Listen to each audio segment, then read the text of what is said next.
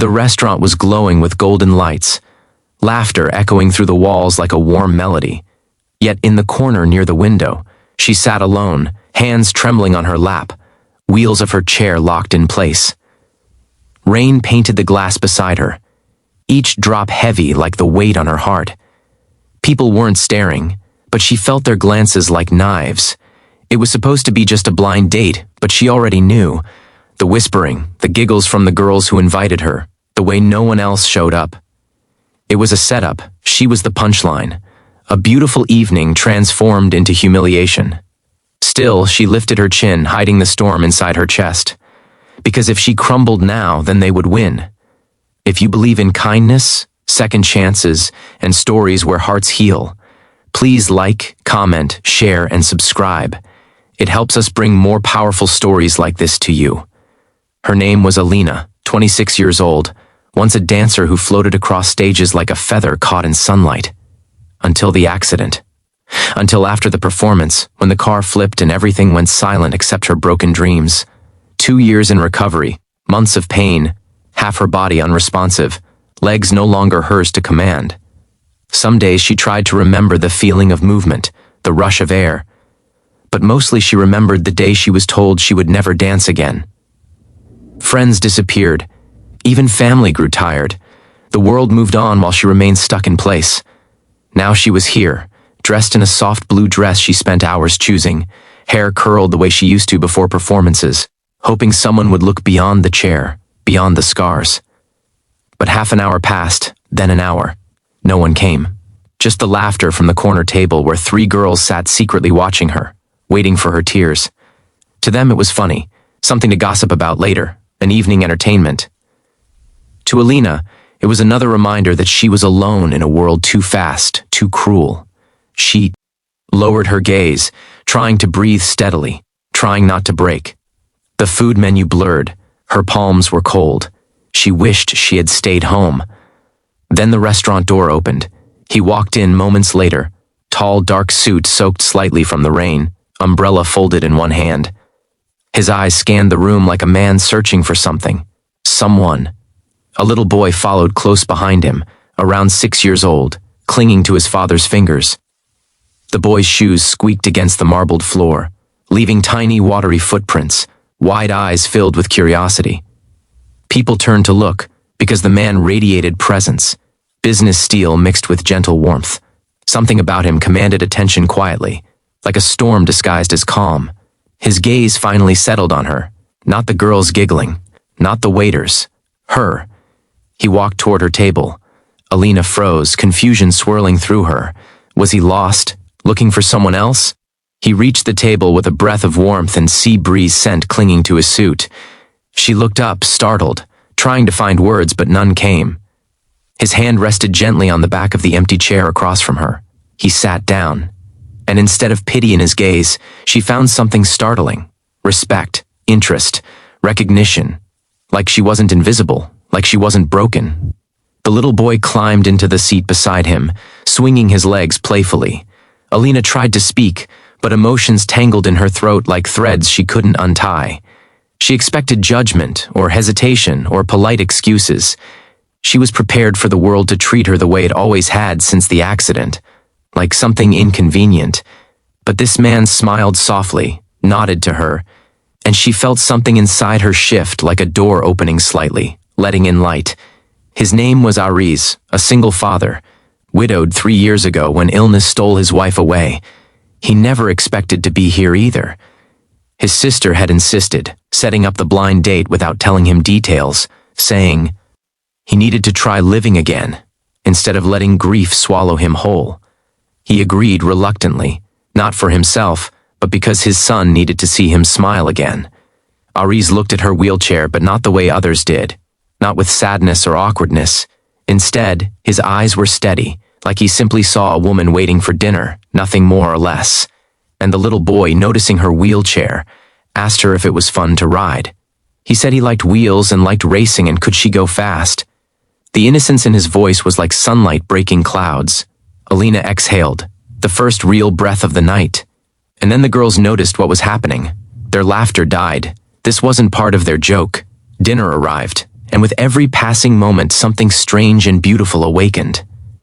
Alina laughed once, softly at first, as if afraid of the sound. Aries told her about his work, his challenges, the late hours of running a company while raising a child alone. She told him about dance, not like a tragedy, but like a love she once knew intimately. Her voice wavered when she described the stage lights, the rush, the applause. He listened like every word mattered. As rain continued outside, the restaurant faded away. It was just them, two broken souls sitting across a table, slowly remembering what it felt like to be seen. But life doesn't turn soft too easily. Good moments often test hearts first. After dinner, they walked, or rather, he walked beside her wheelchair, toward the exit.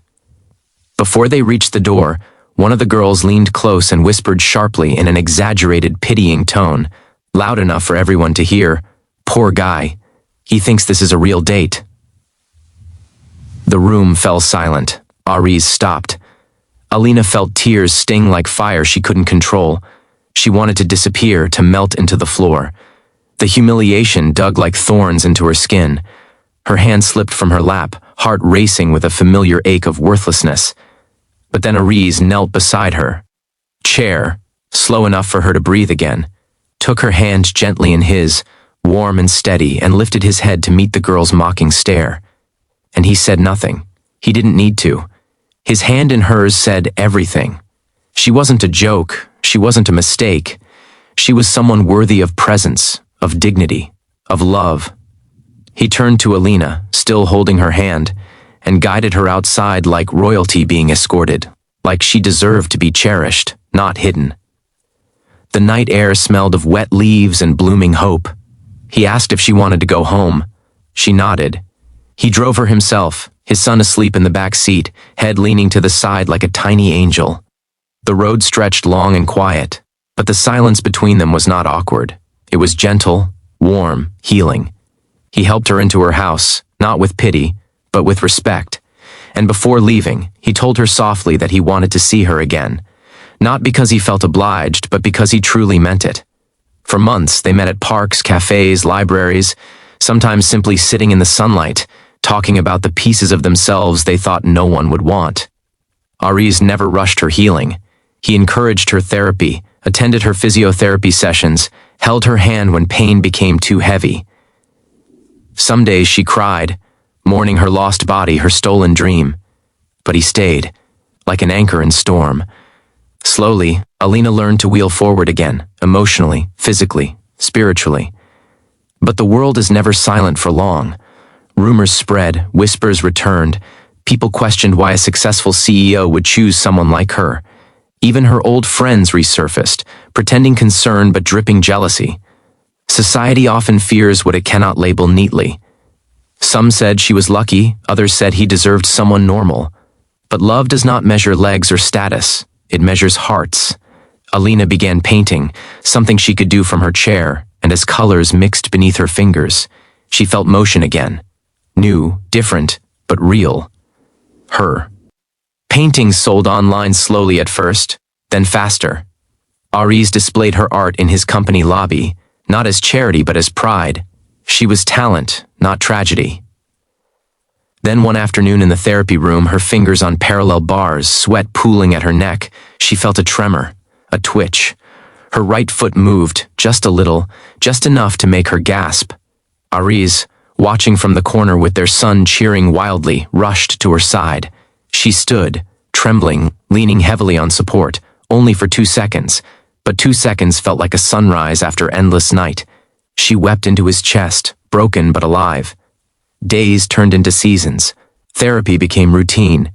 And on one golden evening under falling autumn leaves, Aries pushed her chair through a park filled with soft laughter of children and rustling breeze. Then he stopped beside the pond, knelt beside her wheelchair the same way he did that first night, his hand finding hers like it belonged there. He wasn't perfect, she wasn't whole in body, but their hearts fit like puzzle pieces carved by the same storm. A ring glimmered in his palm, trembling slightly, not from uncertainty, but from emotion too big to hold steady. He didn't say fancy words.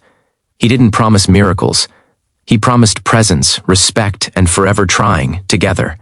and she, with tears streaming freely, nodded. He slipped the ring on her finger and kissed her hand, just as he once held it against cruelty. They married quietly, not for an audience, not for show, but for love witnessed by hearts that knew pain yet chose hope. She wheeled down the aisle with grace that was no less beautiful than dancing. In her eyes, happiness returned, not the same as before, but deeper, earned, built from ashes. Everyone who once mocked her sat in stunned silence when they later saw her smile across magazine headlines, not because she married a CEO, but because she became a symbol of courage. A woman who rose when the world laughed. She never walked again fully, but she walked in ways that mattered. Through art galleries showcasing her paintings, through lives she inspired, through a marriage built on soul rather than symmetry. Some scars stayed, some pain lingered. But love did too, and louder. And every night, Ariz still holds her hand the same way he did in that restaurant when everything changed.